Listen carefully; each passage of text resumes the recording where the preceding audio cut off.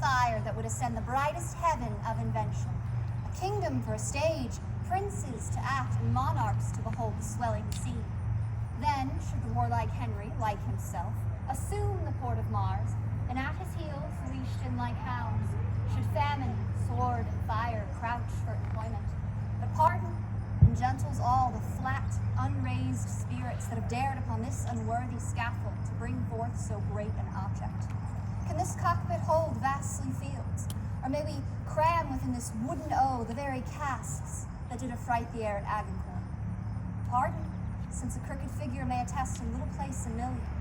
And let us, ciphers to this great account on your imaginary forces work, carry them here and there, jumping o'er times, turning the accomplishment of many years into an hourglass.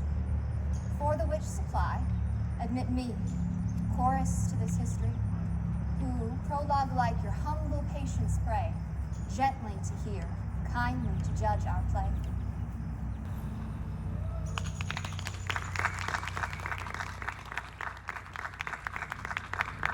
My lord, I tell you, that self-bill is urged, and had indeed against us passed, but that the scrambling and unquiet time did put it out of farther question. How, my lord, shall we resist it now?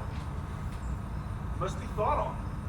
If it pass against us, we lose the better half of our possession, being valued as thus, as much as would maintain to the relief of Lazarus and weak age, of indigent faint souls past corporal toil, 100 almhouses right well supplied, and to the coffers of the man beside. This we drink thee. To drink a cup of all. What prevents you? Henry is full of grace and fair regard. And lover of the Holy Church. The courses of his youth promised it not. The breath no sooner left his father's body, but that his wildness, mortified in him, seemed to die too. Yea, at that very moment, consideration like an angel came and whipped the offending Adam out of it, leaving his body as a paradise to envelop and contain celestial spirits. Never was such a sudden scholar made. Never was such a sudden scholar made as in this man. And we are blessed for the change, but how now for mitigation of this bill urged by the Commons? Doth Henry incline to it, or no? He seems indifferent. Where is my gracious Canterbury? God and his angels guard you. Sure, we thank you. My lord, we pray you to proceed and justly unfold why this law that they have should or should not bar us in our claim. Take heed how you impugn our person, how you awake our sleeping sword of war. We charge you in God's name, take heed, for never did such lands contend without much fall of blood. And hear me, gracious commander, and you peers, that owe yourselves your lives and services to this cause. There is no bar to make against your claim to freedom. To bar your claim, and rather choose to hide them in a net, than amply to embark their crooked titles, usurped from you and your progenitors. May I with right and conscience make this claim. The sin upon my head. Stand for your own. Unwind your bloody flag. Look back into your mighty ancestors. Go, my dread lord, to your great-grandsire's tomb, from whom you claim. Invoke his warlike spirit. Awake remembrance of those valiant dead. You are their heir. The blood and courage that renown runs in your veins. Your brothers do all expect that you should rouse yourself, as did the former lions of your blood. They know you have cause and means and might. Send in the messenger sent from Dauphin. Now we are well resolved, and with God's help, and you, the noble sinews of our power, the south being ours, will bend it to our arm, or break it all to pieces. Now we are well prepared to know the pleasure of our fair cousin Dauphin, for we hear your greetings from him. May it please you to give us leave, freely to render what we have not charged. We are no tyrants, but a Christian, under whose grace our passions are as subject as are our wretches fettered in our prisons. Therefore, with frank and uncurbed plainness, tell us Dauphin's mind. Thus then in few. You did claim some certain lands by right of your great predecessor, in answer to which claim our master says that you savor too much of your youth and bids you be advised that there's naught that can be with a nimble galliard one. Therefore he sends you, needed for your spirits, this ton of treasure, and in lieu of which desires that the lands that you claim hear no more of you. What? This Dauphin speaks. What treasures, uncle? Baseballs, my liege. We are glad Dauphin is so pleasant with us. For his presence and your pains we thank you for. When we have marched bats to these balls, we will in God's name play a contest. And we understand him well, how he comes for us in our wilder days, knowing not what use we made of them. Tell the pleasant Dauphin, and his mock hath turned his balls into gunstones, and his soul shall stand sore charged with wasteful vengeance that fly with them. Many 1,000 widows will his mock of their dear husbands, mock mothers from their sons, mock castles down. There are many yet ungotten and unborn that will have cause to curse Dauphin's scorn. Go you hence in peace. Tell Dauphin, his jest will savor but of shallow wit, when thousands weep more than did laugh at it. Convey them with safe conduct. Very well. This was a merry message. We hope to make the cinder blush at it. Therefore, omit no happy hour that give furtherance to our expedition. We have in us now no thought but the rebels, save those for God that run before our business. Therefore, let every man now task his thought. This fair action may on foot be brought.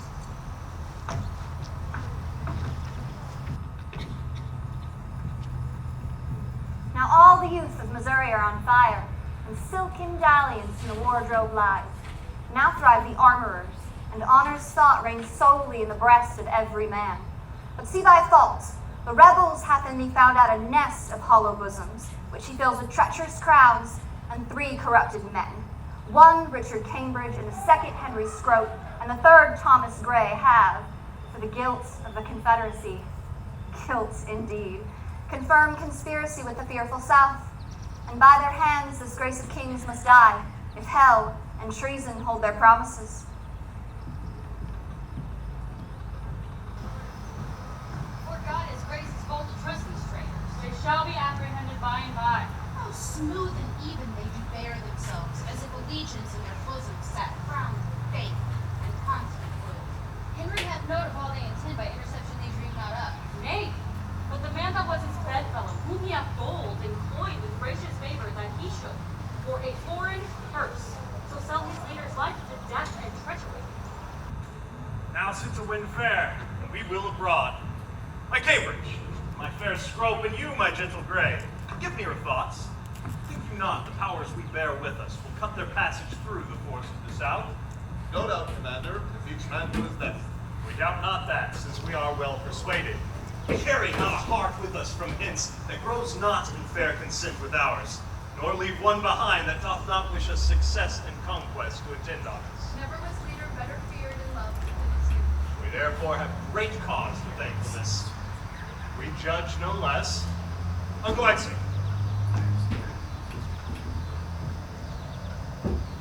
Enlarge the man committed yesterday that railed against our person. We consider it was an excess of wine that set him on. And on his more advice, we pardon him. That's mercy, but too much security. Let him be punished, Henry, lest example breed by his sufferance more of such a kind. Oh, let us yet be merciful. So may you, and yet punished too. Sir, you show great mercy if you give him life after the taste of much correction. Alas, your too much love and care of me are heavy horizons on this poor wretch. If little faults proceeding on distemper shall not be winked at, how will we stretch our eye when capital crimes, chewed, swallowed, and digested appear before us? We'll enlarge him yet, though Cambridge, Scrope, and Gray, in their dear care and tender preservation of our person, would have him punished. Now, to our causes. Who are the late commissioners? I one you bade me ask for today. So did you me. And I, Well then, Richard Cambridge, here's yours. They're yours, Henry Scrope. Grey Northumberland's, same as yours. Read them and know I know your worthiness. Lord Westmoreland, Uncle Exon, we will abroad. What? Oh, now, gentlemen, what read you in those papers cause you lose so much complexion? Look ye how they change, their cheeks on paper.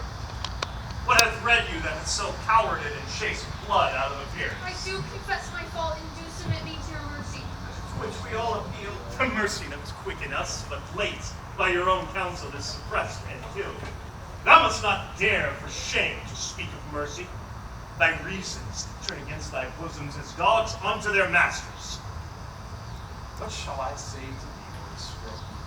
A cruel, ungrateful, savage, inhuman creature. Thou didst bear the pity of all my counsels, that knewest the very bottom of thy soul. Thou almost mightest coined me into gold, wouldst thou have practiced on me for thy use. May be possible, before and higher, to extract out of thee one spark of evil that might annoy my finger. So strange. When the truth stands as gross as black and white, my eye will scarcely see it. Such and so finely bolted that as thou appear, that this fall of thine hath left a kind of blot that marked the full-fledged man and best imbued with some suspicion. I will be. For this revolt of thine, methinks, is like another fall of man. Hear your sentence. You have conspired against our person, joined with an enemy proclaimed, and from his coffers received golden earnest of our death, wherein you would have sold me to slaughter, my peers into servitude, my people into oppression and contempt, and his whole state into desolation. Go you therefore hence, poor miserable wretches, to your deaths, the taste whereof God in his mercy give you patience to endure, and true repentance for all your dear offenses. Bear them hence.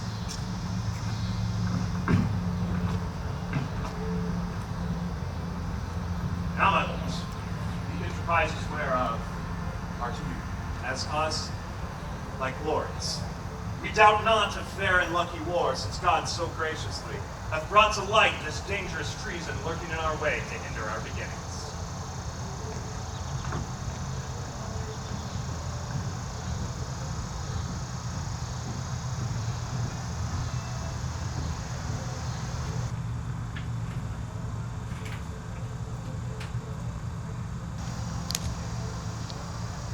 Thus comes the Union, with full power upon us. More than carefully it has concerns to answer royally in our defenses.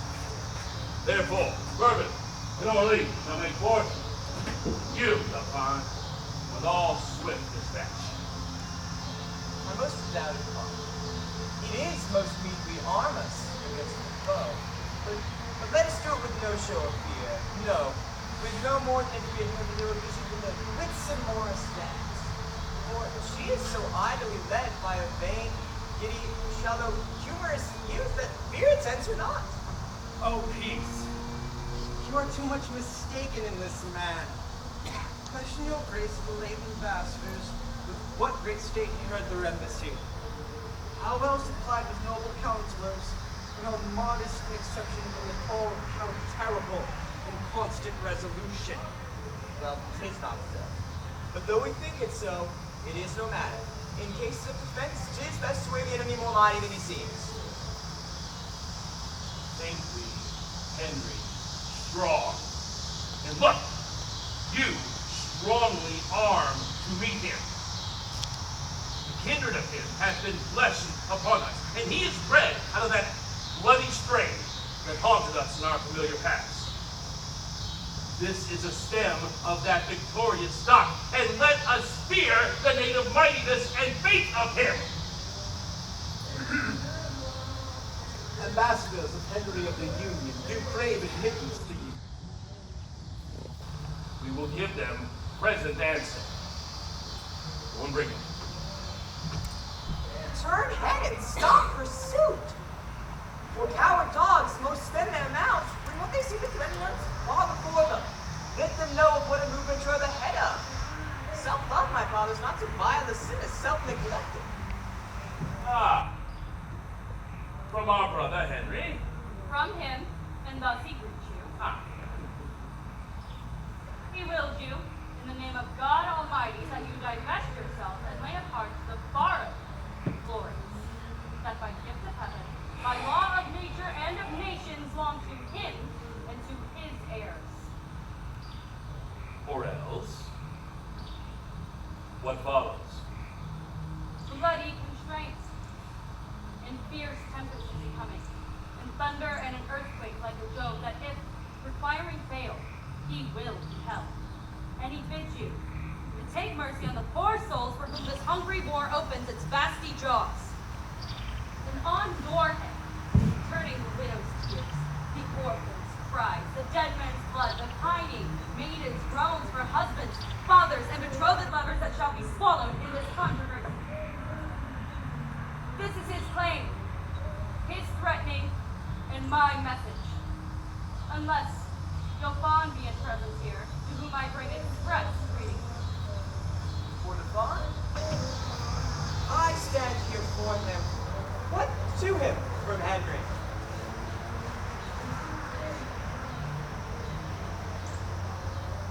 Scorn and defiance, slight, regard, contempt, and anything that may not misbecome the mighty sender doth he cries you act.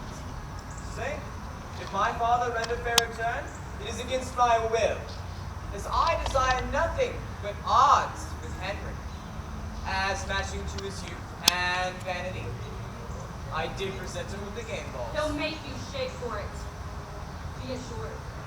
You'll find a difference as these years have a wonder found between the promise of his reader days and these he masters now. Tomorrow, you shall know our mind in full. Dispatch us with all speed, lest our captain come here himself to question our delay, for he has footed in this land already. You shall be soon dispatched with fair conditions. The night is but small breath and little pause to answer matters of this consequence.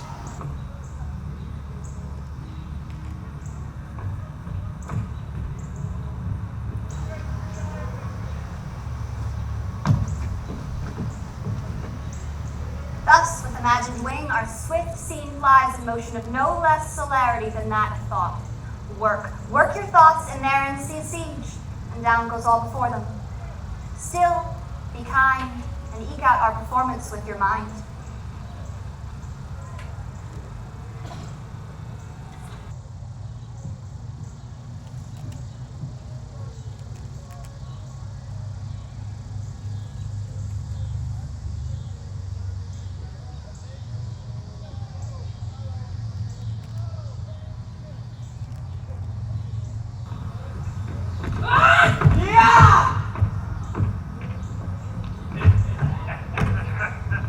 Oh, you little lost lamb.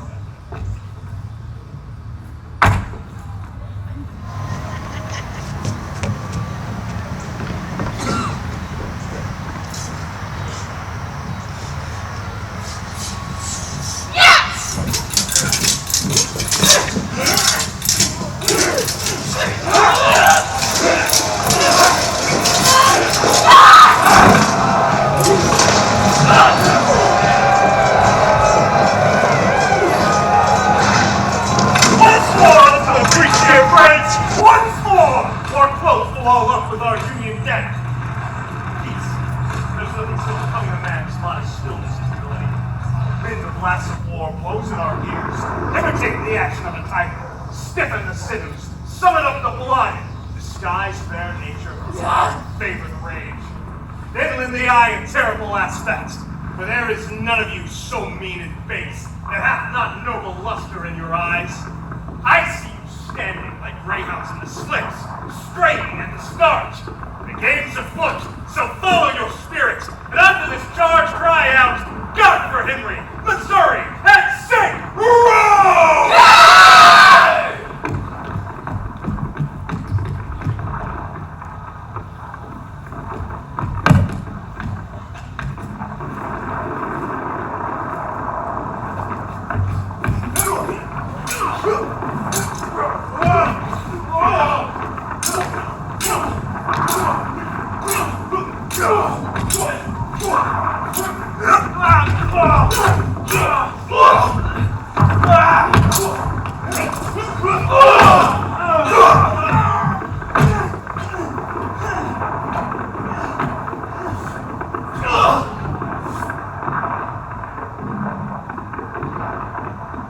Aliette resolves the governor of this town. This is the latest parlay we will admit. Therefore, to our best mercy, give yourselves. For as men proud of destruction, defy us to our worst. Take pity on your town and on your people, whilst yet my soldiers are still in my command, whilst yet the cool and tempered wind of grace o'erblows the filthy and contagious cloud of petty murder, spoil, and villainy. If not, why in a moment, look to see the blind and bloodied soldier with foul hands defile the locks of your shrill shrieking daughters. Your fathers taken by silver beards, with their most reverent heads dashed upon the walls. Your naked infants spitted upon pikes, whilst mad mothers with their howls confused do break the clouds. What say you? Will you yield, and to this avoid, or guilty in defense, be thus destroyed? The Dauphin returns us that his powers are yet not ready to raise so great a siege. Therefore, we yield our town and lives to thy soft mercy. Enter our gates, dispose of us and ours, and we no longer are defensible. Open your gates. Come, Uncle Exeter. Go you and enter Harfleur. Fortify it strongly against the rebels. Use mercy to them all. As for us, the winter is coming on and sickness growing among our soldiers. We retire to Calais. Tonight in Harfleur we will be your guests. Tomorrow for the march are we at rest.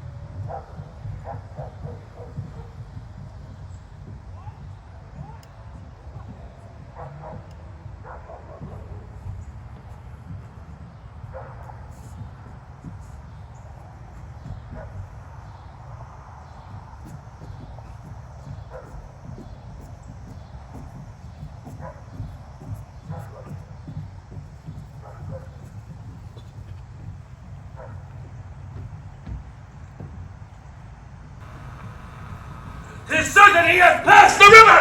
And if he be not fought with all, my lord, let us not live in the Confederacy. Let us quit all and give up vineyards to a barbarous people. Why have they this metal? Is not the climate foggy, raw, and dull? Shall our quick blood speaker's wine seem frosty? For honor of our land, let us not hang like roping icicles upon our houses' thatch, whilst more frosty people's sweat drops down here than our rich fields. Where's Montjoy the herald? Speed him hence. Let him greet Henry with our sharp defiance. Up! And with spirit of honor, edged more sharply than your swords, hide the fields! Warn the Union that sweeps to our land with pennons painted in the blood of our floor! You have power enough, and in a captive chariot, bring him our prisoner! This becomes great. Sorry am I his numbers are so few, his soldiers sick and famished in their march. For I am sure when we shall see our army, his heart will sink into the depths of fear, and for achievement offer us his ransom. Haste on Mancho. Let him take Henry. He said to know what willing ransom. Lafern! You shall stay with us. Not so. I do beseech you, Father. Be patient, for you shall remain with us! Now forth, Bourbon and Neron, and quickly bring us the word of the Union's fall! Enough blood. Get us out from the bridge. I so please you. Exeter has very gallantly maintained the bridge. I can tell you, your uncle is a brave man. What men have you lost, Fluella? I think Exeter have lost Peppermint. But what? Would you like to be executed for robbing a church? We would have all such offenders so cut off. We give express charge that in our marches throughout the country, there be nothing taken but paid for, nothing compelled from villages. For when lenity and cruelty play, the gentler gamester is the soonest winner. Know me by my hat. Well then, I know thee. What shall I know? My master's mind. Unfold it. Thus speaks my commander. Though we seemed dead, we did but sleep. Advantage is a better soldier than rashness. Tell him we could have rebuked him at Harfleur, but we thought not good to bruise an injury till it were full right. Now we speak upon our cue, and our voice is inferior. Bid him therefore consider of his ransom, which must proportion the losses that we have suffered, the soldiers that we have lost, the disgrace that we have digested, for our effusion of blood, and for our disgrace, his own person kneeling at our feet, but a weak and worthless satisfaction. To this add defiance, and tell him for conclusion that he hath betrayed his followers, whose condemnation is pronouncing. What is thy name? I know thy quality. Montjoy. Thou doest thy office fair. Turn thee back. Tell King I do not seek him now, but could be willing to march on without impeachment. Go. Tell your master, here I am. My ransom is but this frail and worthless trump. My army, but a weak and sickly guard. Yet, God before, tell him we will come on. The sum of our answer is this. We would not seek a war as we are, nor as we are, we say we will not shun it. Go, tell your master. I shall do so. I hope they will not come upon us now. We are in God's hand, not in theirs. March now onto the bridge, now draw us towards night. Across the river, we'll encamp ourselves. And on tomorrow, bid them march away.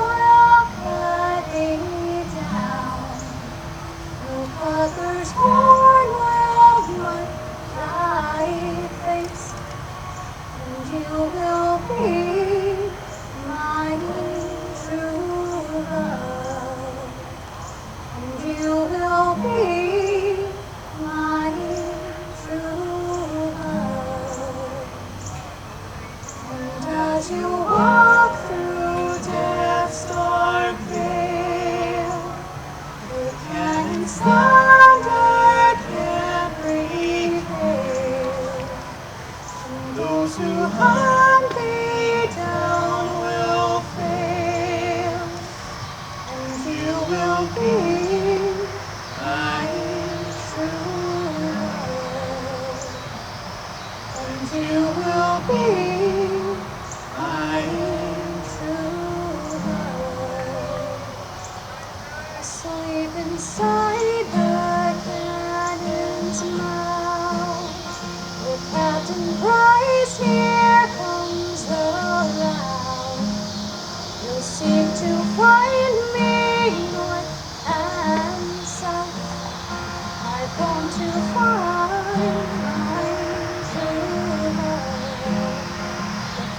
discord and leads to end. The cannonballs fire down my head. If every man may count me dead, I've gone to find my true love. I've gone to find my true love.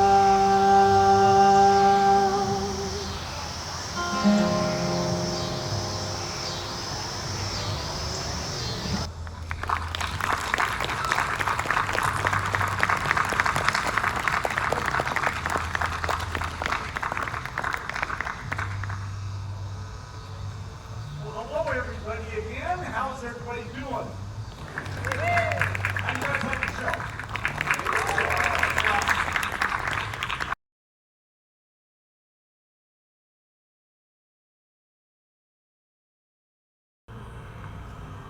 Now entertain conjecture of a time when creeping murmur in the pouring dark fills the wide vessel of the universe. From camp to camp, in the foul womb of the night, the hum of either army stilly sounds that the fixed sentinels almost receive the secret whispers of each other's watch. Proud of their numbers and secure in soul, the confident and over-lusty rebels do the low-rated Yankees play at dice, and chide the crippled, tardy-gated knight, who, like a foul and ugly witch, doth limp so tediously away. The poor condemned union, like sacrifices by their watchful fires, sit patiently and inly ruminate the morning's danger. Their gesture sad, investing lank-lean cheeks and war-worn coats, presenteth them into the gazing moon so many horrid ghosts. Now who will behold the captain of this ruined band?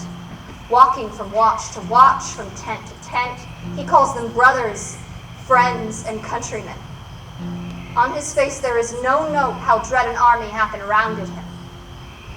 Yet sit and see, minding true things by what their mockeries be. Master, it is true that we are in great danger. Greater, therefore, should our courage be.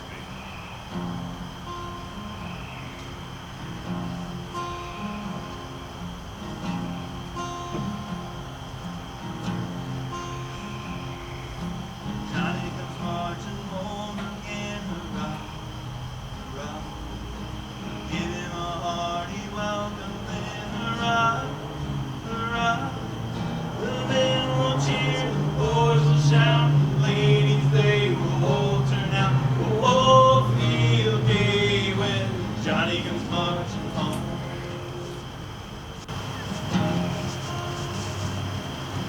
The old church bell will peal with joy, hurrah, hurrah. Welcome home, my darling boy, hurrah, hurrah. The village lads and lassies say, with roses they will strew the way. We'll all feel gay when Johnny comes marching home.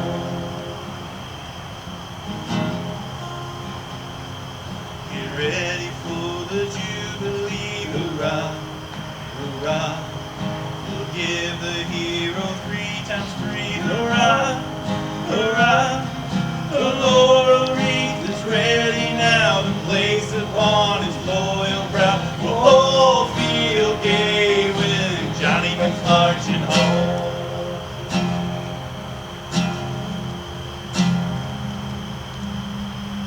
Love and friendship on that day, hurrah, hurrah. Their choicest pleasures on display, hurrah, hurrah. Let each one perform some part to fill with joy the warrior's heart. And we'll all feel gay when Johnny comes marching home.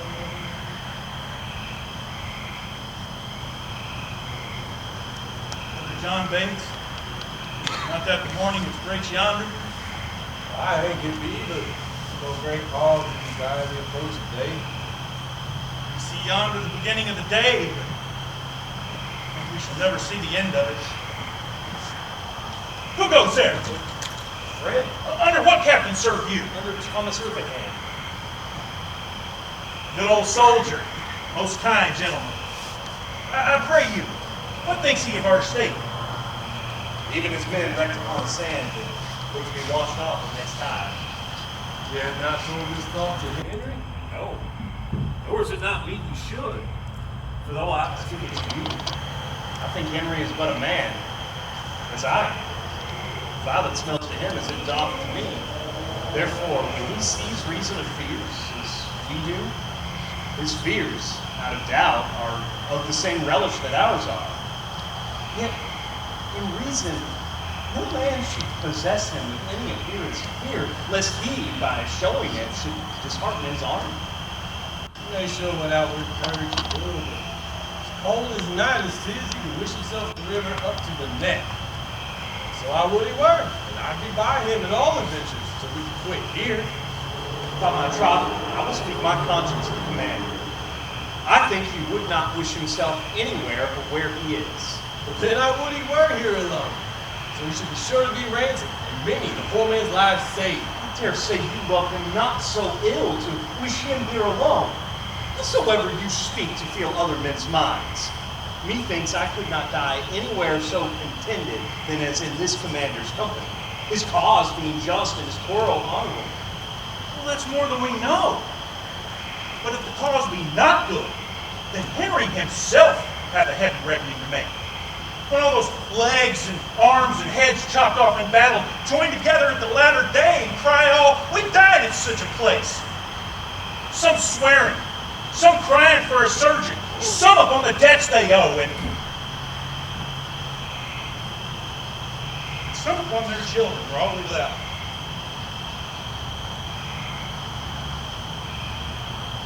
I'm afeard there are few die well that die in battle.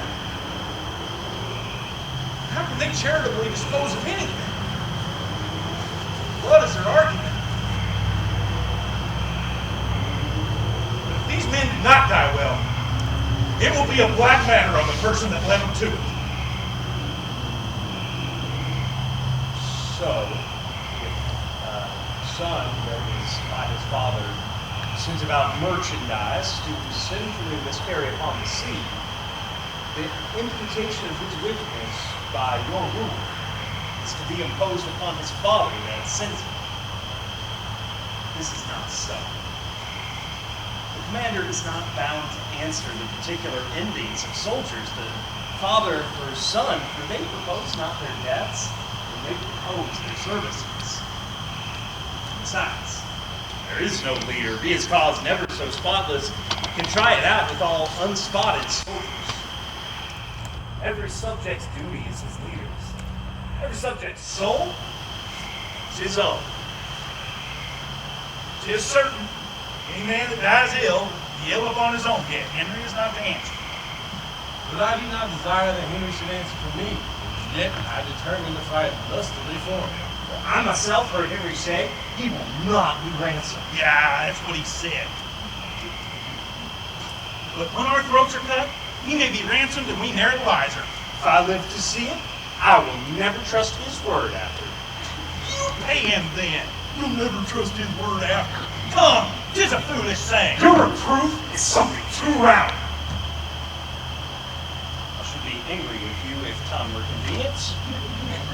Let it be a quarrel between us then, if you live. Friends, fools, be friends. We have enough quarrel now. Tell how to reckon.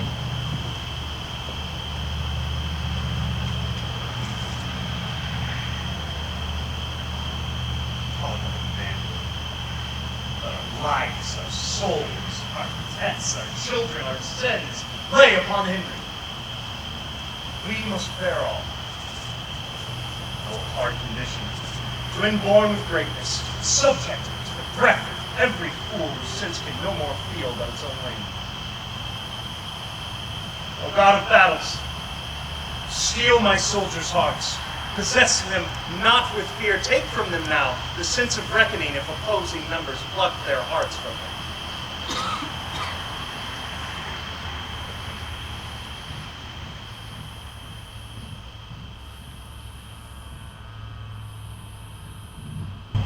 Do but behold yon poor and starved band, and your fair show shall suck away their souls, leaving nothing but the shales and husks of men. There is not work enough for all of our hands. Scarce blood in all of their sickly veins give each naked kernel lacks a stain, that a gallant shall today draw out and sheathe for lack of sport. Let us but blow on them. The vapor of our valor will overturn them. Why do you stay so long? Yon carrions, desperate of their bones, ill-favoredly become the morning field. They have said their prayers and they stay for death. Or shall we send them dinners and fresh suits, and after fight with them? To the field. Come away. The sun is high, we outwear the day.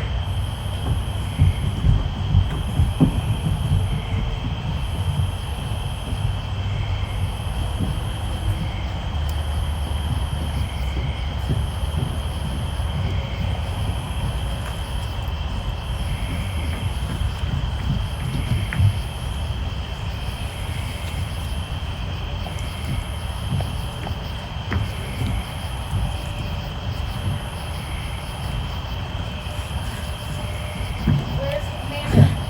Henry himself has gone to view their battle. Fighting men, they have over us. There's 5 to 1, besides, they all are fresh. This is a fearful odds. I'll do my charge. So no more need to leave today. Joyfully, Moreland, Exeter, my kind kinsmen, warriors all.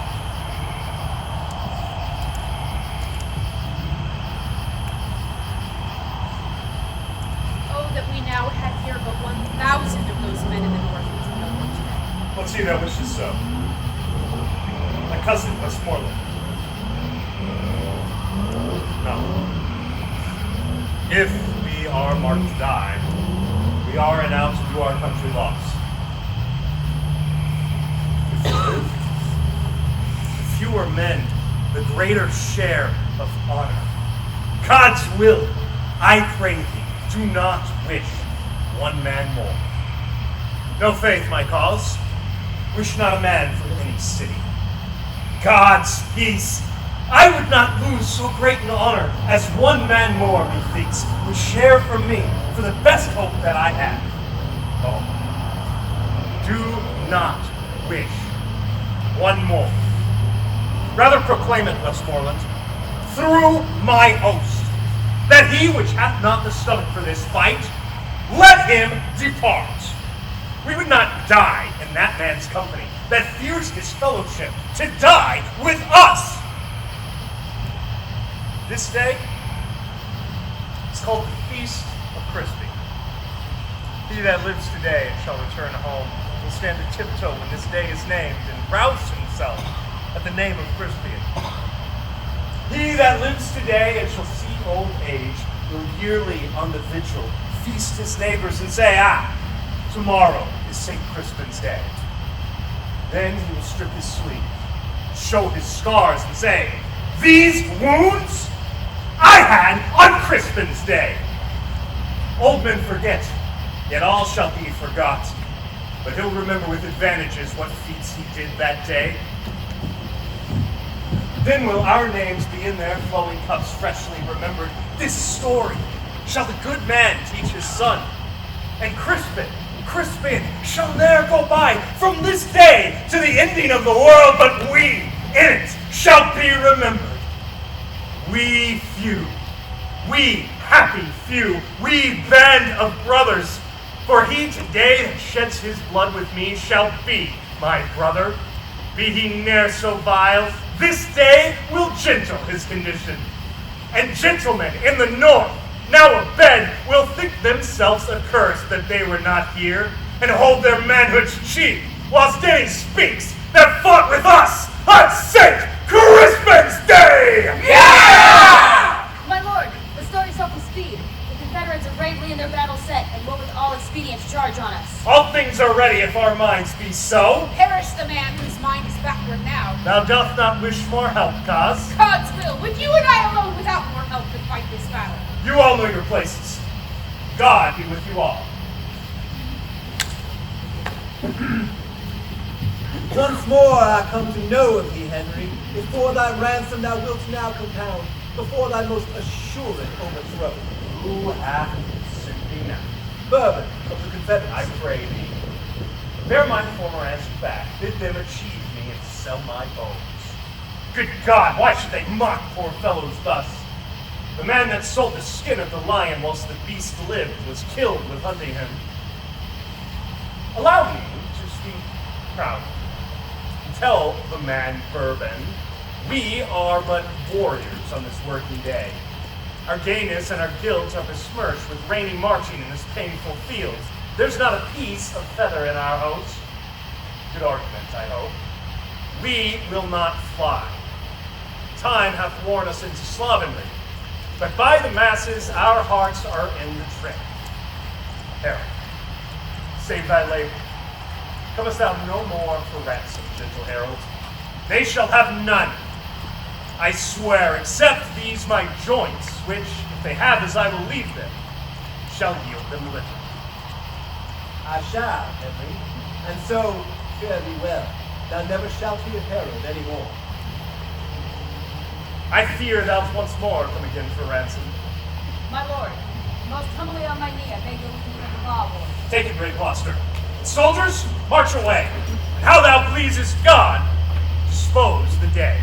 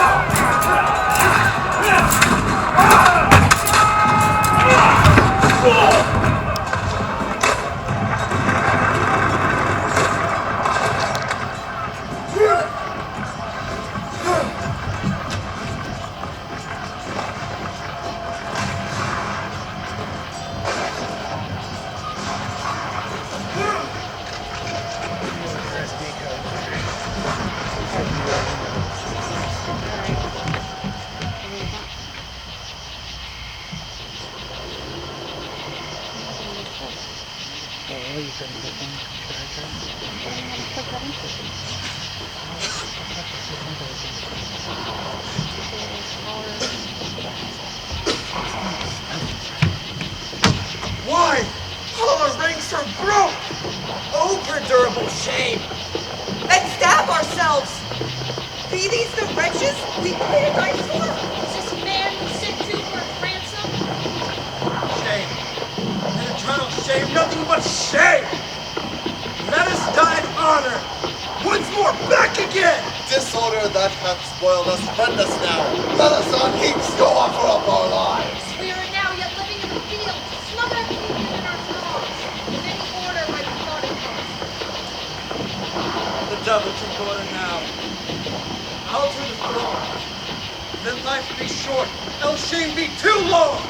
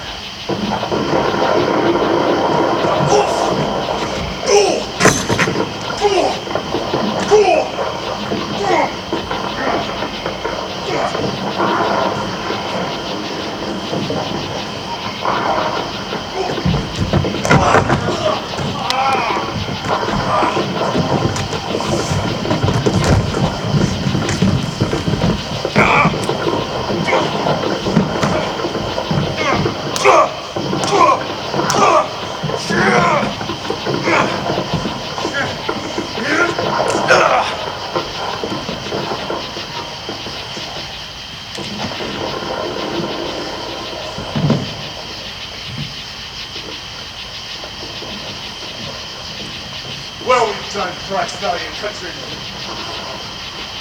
But all is not done. Yet keep the rebels the field.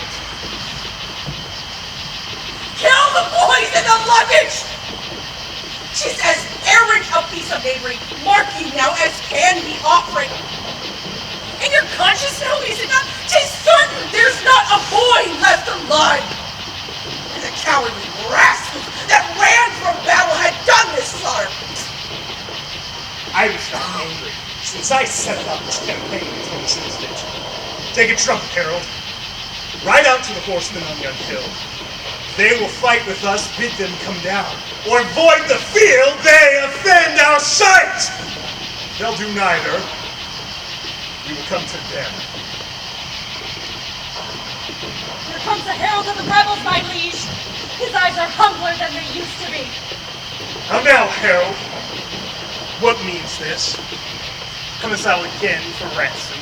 No, I come to thee for charitable license to wander o'er the bloody field, to look on dead, and then to bury them. So give us leave to view the field in safety and dispose of their dead bodies. I tell thee truly, Harold, I know not if this day be ours or no. The day is yours. Praise be to God, and not our strength for it. What is this place that stands hard by? They call it Agincourt. Then call we this the field of Agincourt, fought on the day of Crispin Crispianus. Lower than the brothers, let each be firm and true. The noble souls and hearts of oak, of oak and ash and blue. We then will turn us homeward to those we love so dear. For peace and happiness, my boys, oh give a hearty cheer. Hurrah, hurrah, for peace and home, hurrah. Hurrah for that bonny white flag that ends this cruel war. The sword into the scabbard, the musket on the wall. The cannon from its blazing throat no more shall hurl the ball. From wives and babes and sweethearts no longer will we roam. For every gallant soldier boy shall seek his cherished home. Hurrah, hurrah, for peace and home, hurrah. Hurrah for that bonny white flag that ends this cruel war.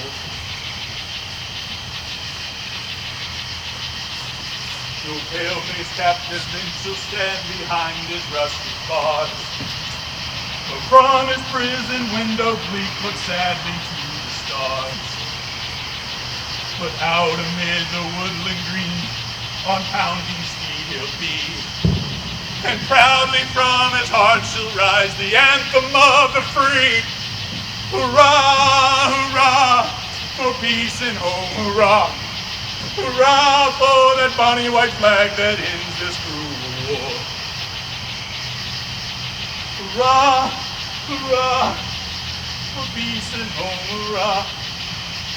Hurrah for that bonny white flag that ends this cruel war.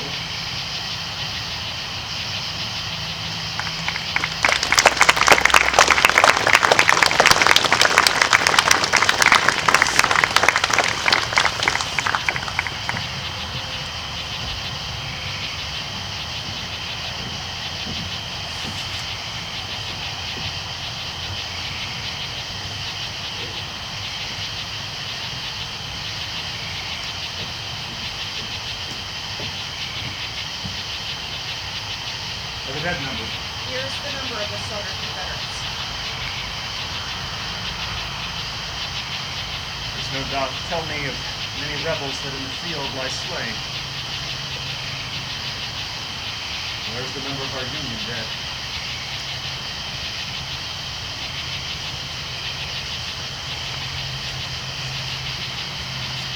But 5 and 20.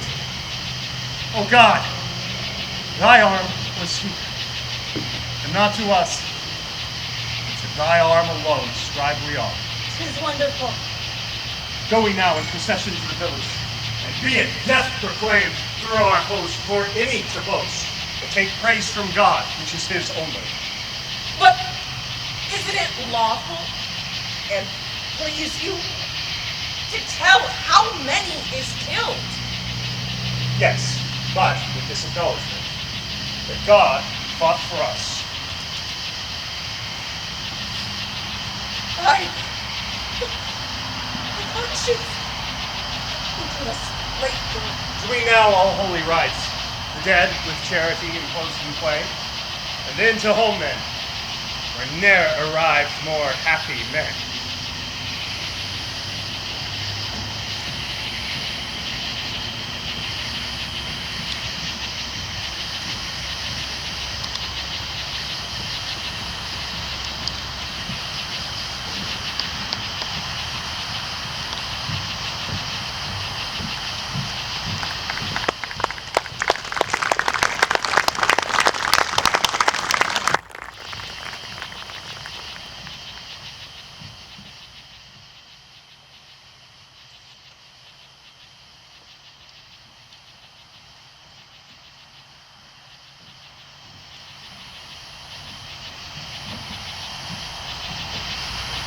Peace to this meeting, wherefore we are met. To our brother and our sister, health and fair time of day, joy and good wishes. We do salute you, Burgundy. Right joyous are we to behold your face, most worthy brother. The fatal balls of murdered bastards, the venom of such looks, we fairly hope have lost their quality, and that this day shall change all griefs and quarrels into love. Cry amen to that. Thus we appear.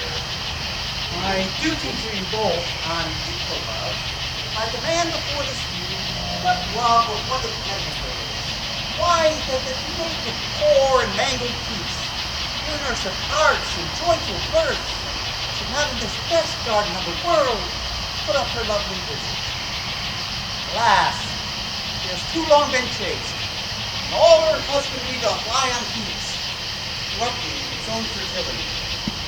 Her vine, the very cheer of the heart, unpruned dies, her hedges, even bleached, like prisoners wildly overgrown with hair, put forth disordered twigs.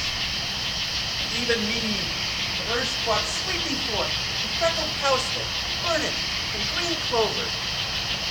Working the sight, all uncorrected, rank, seized by idleness, and nothing tunes but hateful dots, rough thistles, pepsies, spurs, losing both beauty and utility.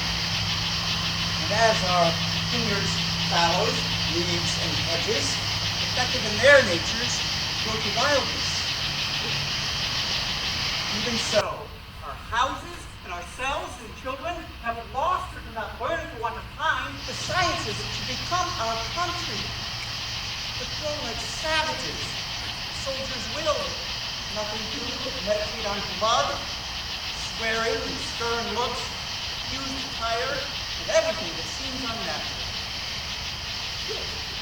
Reducing to our former favor, we were assembled. My speech and speech thou know the rest. Why to be impeached to not expel these inconveniences, and bless us with your former glory? If Burgundy, you would peace, whose want gives growth to the imperfections which you decided, and you must buy that peace, the full accord of all our just demands, whose tenors and particular effects you have scheduled briefly in your hands. You have heard them. If it says yes, Well, the peace which you before so urged lies in his answer. I haven't with a cursory eye nor glanced the articles.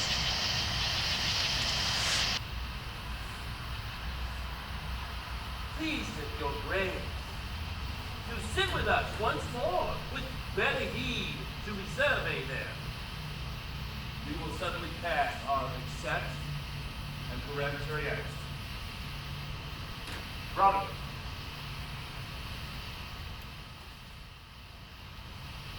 You shall.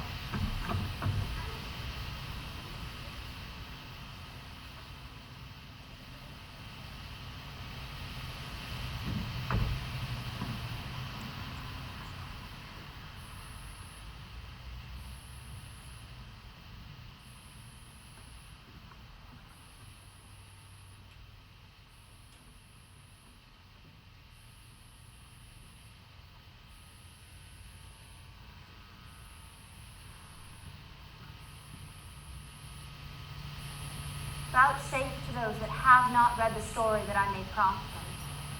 And if such as have, I humbly pray them to admit the excuse time, of numbers, and the due course of things which cannot, in their huge and proper life, be here presented. Thus far, with rough and all-unable pen, our bending author hath pursued the story, in little room confining mighty men, mangling by starts the full course of their glory.